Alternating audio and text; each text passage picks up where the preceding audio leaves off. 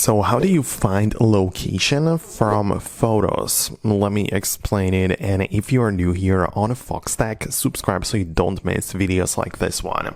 So let me show you how it kind of works. Like inside of the settings, when I go to the privacy and security section and tap on location and services, I can decide if camera app has access to my location. You can decide between never, while using, or asking, but the point is that if the built-in camera app has access to the location of your device like this, every single photo which you capture inside of the gallery is going to be shown and the location is going to be attached to it.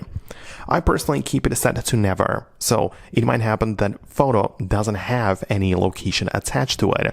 But if it does, the way that you can find out about it is that you go to the gallery, you find the image, and you can swipe up on it to see the more information about it.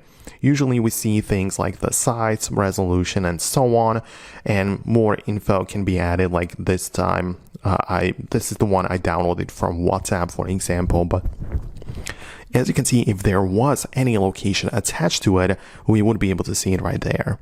So right now, if it's not there yet, I can click on add a location and literally type in a name. Like I can type in something like London, right? And you can see that this is what it would kind of look like. The photo is now part of this, and you can see exactly where it was taken. So this is obviously just a random location, but as I've shown you, if you have the location services enabled for a camera app, the photos will have location attached to them. And that's important too, because you can see at the top it shows up as well. And one important thing is that if I click on share, it's also important to see if the location is included when I share the photo, right? So that's something you need to pay attention to as well. If I want to share the picture with someone else, I can decide if they can also see some additional things like the location, and I can click on options and decide that the location is not going to be included whenever I'm sharing the photo to someone else.